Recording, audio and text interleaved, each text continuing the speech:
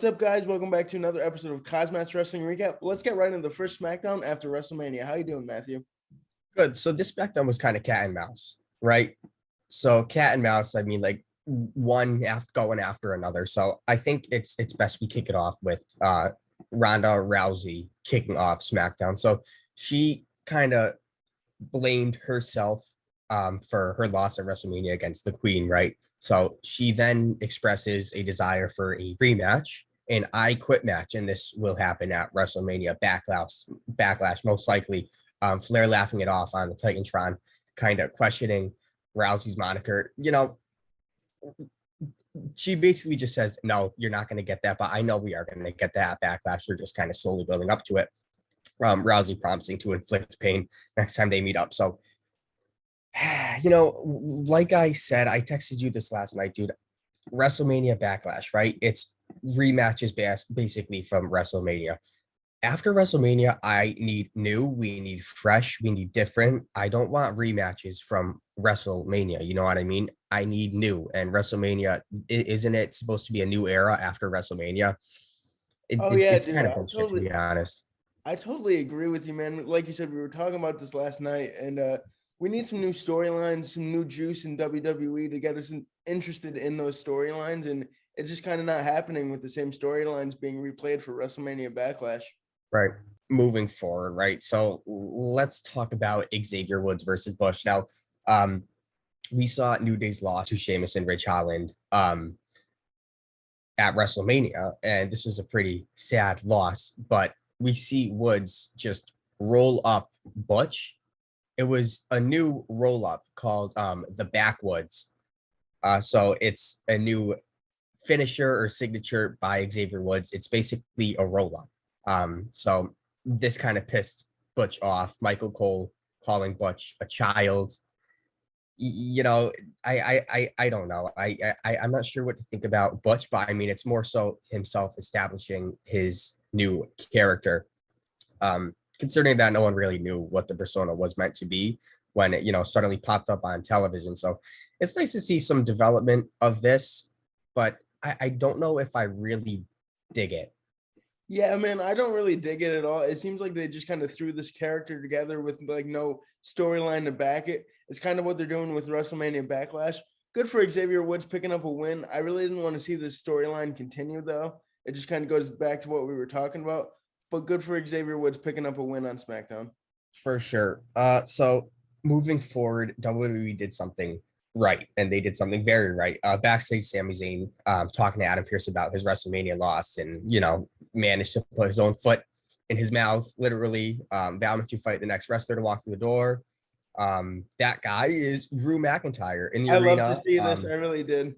Yeah, it was great. Poor Joe Alonso had the inevitable task of battling Gunther in his first match as a main roster star. Formerly Marcel Barthel and Imperium accompanied the ring general for the one-sided enhancement match. So it was Gunther. You know what, his debut. So you know what, I'm gonna take it, right? But Sami Zayn, yeah, I don't think that match happened with Drew McIntyre. We kind of were hoping for it, but Gunther returning and just beating the piss out of Sami Zayn, it was great. Hopefully he has some opportunity to get some ring time. So hopefully Vince doesn't really push him down. You know what I mean?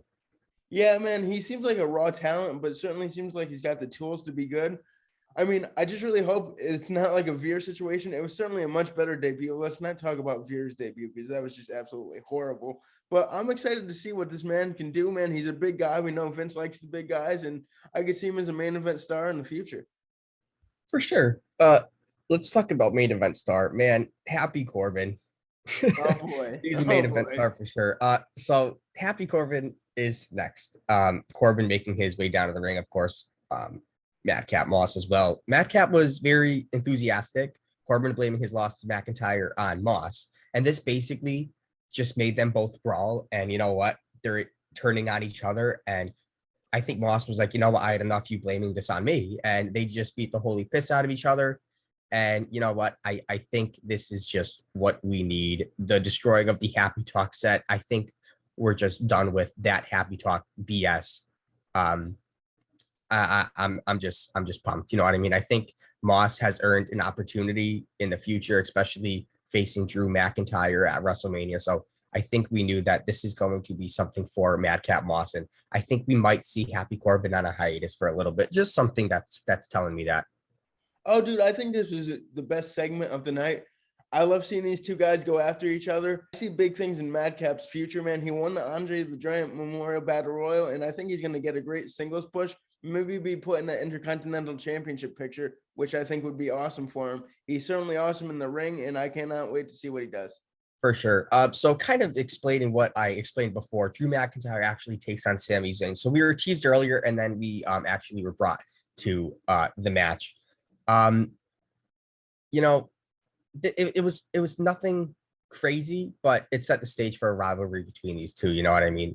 Um, if McIntyre is not, slated to challenge Roman Reigns next, there are just worse options for him than working with one of the best, most over heels in the company. So, man, I don't know what they're doing with Drew McIntyre. I really didn't care for this match against Sami Zayn. So we're just gonna move forward with that. But just what's going on with Drew McIntyre? What are they doing with him? They're not putting him in any main event scene, nothing. But you know what? Whatever. But Lacey Evans actually returns and cuts a promo afterward that kind of severed a reintroduction to her and her story. It was just a great, raw, real, emotional cut promo. It was what, the sassy Southern Belle persona never was. The fans reacted accordingly, cheering her as she, just kind of wrapped things up, explaining that she's back and she's better than ever and stuff like that. That her journey to WWE, and that doesn't make her better than any other superstar, but they sure ain't better than her. Whatever. You know what? I'm happy Lacey Evans is back, and there's been a lot of talk about that. So let's see what she has in the future with future opponents. Oh, dude, for sure. Lacey Evans is going to bring some infusion and excitement to that SmackDown women's division. I think it's much needed. I think she should be thrown into that championship picture right away. But she's certainly awesome in the ring and great on the mic. And the women's division on SmackDown certainly needs that. For sure. So let's move forward. Sasha Banks versus Liv Morgan. Now, Liv Morgan and Rhea Ripley, I believe they were supposed to have a title match, right? Yeah. Match. Yeah. I think this is on Raw. I don't. We don't care about these, man. Just like your phone going off. I mean, it's, yeah, you do whatever. But let's go forward. Morgan and Banks delivering. It was a good match. That brought the fans to their feet. Banks was the better wrestler throughout. I could obviously tell. And the shock in her face when Morgan countered a superplex into a small package. She actually took the win. So you know what? Sasha Banks got the win at Mania. Liv Morgan got the win on SmackDown. But the former Riot Squad member, Liv Morgan, she really needed that win to avoid that loser label. You know what I mean? Like what I was just talking about. But also to prove to Ripley that, we were kind of teased of Rhea Ripley turning on her. So I think this was something that showed Rhea that she is not the weak link of the team. Oh, dude, yeah, I 100% agree with you. I just really don't care about these SmackDown women's titles, and it's just they need to go. I mean, I'm glad that they're at least trying to build a storyline for them heading into WrestleMania Backlash, but there's no one really caring about them, and it's just kind of a filler thing. And for great women superstars like these ones, it's just kind of sad to see. For sure. So let's move next. So this is like our main event, kind of like our main event on Raw with a closing segment with Roman Reigns. So after days of teasing the WWE Universe with the next step of who his next opponent can be, the Usos, to go to Raw and challenge for the tag team title so the Bloodline can hold all of the gold. They were looking strong last night, and Shinsuke Nakamura interrupts, teasing a feud with Roman Reigns, only to be laid out by the I really Usos. don't want to see this. I really don't. Yeah. I mean, I don't know. I just I don't care to see Shinsuke. Shinsuke's not being built up, especially with boobs. If Shinsuke was in a singles run, maybe. But you know what? He's been spending the last 2 years as a tag team competitor, but he still has a ton of credibility. You know what I mean? Built up with the fans. So I think we all have that there for him. But his reputation right now is just, I don't know. It could be a fresh matchup that roots back, to like, what was it, 2018 Royal Rumble. But I don't know. We're gonna have to see how they play this out, and that's why we're here to talk about it. But I know they're slowly going to tease Cody Rhodes and Roman Reigns, but you know what? Sound WrestleMania off, guys. Backlash. I I don't know. really am. I'm hoping for WrestleMania Backlash. You know, I like Shinsuke. I just don't really think he's in that main event title scene. We know that Roman's just going to beat him if they do face off at the pay-per-view, and there's really no hype to that. Like, Shinsuke could win the title. Absolutely not. We know Roman's going to destroy him, but we'll just have to wait for WrestleMania Backlash.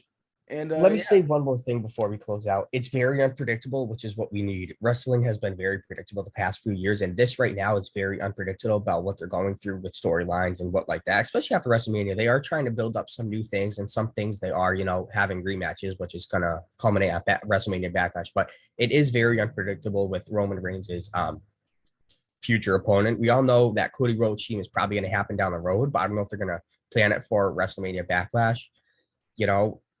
I don't know if they were thinking of it, have him show up on SmackDown, but he didn't. He only showed up on Raw last week. He had no business with the tribal chief, but he does have that prestige. So we're gonna see what they plan to do in the next few weeks, if not months.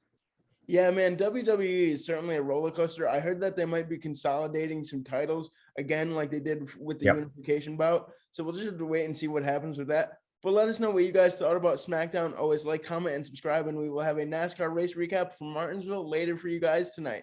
Peace out. Sweet. Adios. Come on and fight.